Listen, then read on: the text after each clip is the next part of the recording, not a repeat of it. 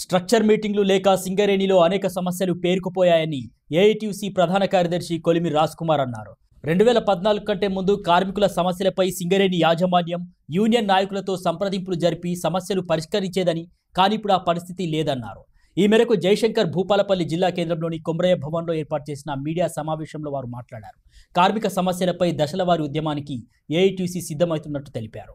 సింగరేణిలో 2014 పూర్వం 2014 తర్వాత సింగరేణి యాజమాన్యం యొక్క పరిస్థితులు ఈరోజు కార్మిక వర్గానికి చాలా దూరంగా ఉన్నట్టుగా తెలుస్తా ఉంది. 2014 పూర్వం యూనియన్స్ మేనేజ్మెంట్ తోని కార్మికుల సమస్యల పట్ల చర్చలు జరిగి వాటి పరిష్కారం కొరకు సంప్రదింపులతోని పరిష్కారం అయ్యేటి సమస్యలు. 2014 తర్వాత ఎప్పుడైతే బీఆర్ఎస్ అధికారంలోకి వచ్చిందో అప్పటి నుండి మేనేజ్మెంట్, రాజకీయాలు, ఎమ్మెల్యేలు, మిగతా ప్రజాప్రతినిధుల తర్వాత యూనియన్స్ అనే వాదన వచ్చేసింది. దీంట్లో ఆ యొక్క 2014 నుంచి సుమారుగా 2023 వరకు ఎలాంటి స్ట్రక్చర్ మీటింగ్లు కానీ చర్చలు కానీ జరగకుండా కేవలం రాజకీయ ప్రకటనలతోనే ఏదో అప్పుడప్పుడు సమస్యలు పరిష్కారం చేసేటట్టు ప్రయత్నం చేసేది. కానీ మొన్న ఎన్నికలు జరిగిన తర్వాత కోడ్ ఆఫ్ డిసిప్లిన్ ప్రకారం ఏదైతే స్ట్రక్చర్ మీటింగులు పెట్టాలో డైరెక్టర్తోని, చైర్మన్ గారితోని వాటి డేట్లు ఇవన్నీ తెలియజేయడం జరిగింది.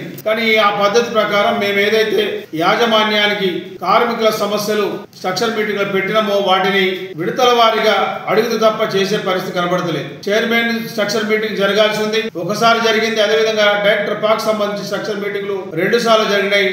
వాటికి సంబంధించి ఇంతవరకు అమలు నోచుకోలేని సమస్యలు ఈరోజు ఉన్నాయి. మొదటిసారి పెట్టిన దాంట్లోనే ఇప్పటికీ సొంత ఇంటి పథకానికి సంబంధించి ఒక అవగాహనకు వచ్చినాం. ముఖ్యంగా 2 సార్లు దాని మీద ఒక కమిటీ వేసి వాటి పరిష్కారం ఇంతవరకు ఏమైందో చెప్పే పరిస్థితి లేదు. పెర్క్స్ మీద ఏదైతే కార్మికులకు అలవెన్స్లు వస్తున్నాయో వాటి మీద వచ్చే ట్యాక్స్ ను ఈరోజు యాజమాన్యం భరించాలి, ఇది కోల్ ఇండియాలో ఉందని చెప్పి ఇచ్చిన దాని మీద కూడా ఇంతవరకు అమలుకు నోచుకోలేని పరిస్థితి ఉంది. అదేవిధంగా ముఖ్యంగా ఈ మధ్య కాలంలో మెడికల్ బోర్డు సమస్య చాలా తీవ్రతరంగా మారింది. 9 నెలలుగా కార్మిక వర్గం మెడికల్ బోర్డుకు దరఖాస్తులు పెట్టుకొని ఈరోజు ఇన్వాలిడేషన్ వాళ్ళ పిల్లల కోసం ఎదురు చూస్తున్న తరుణంలో మెడికల్ బోర్డు పెట్టే పరిస్థితి లేదు.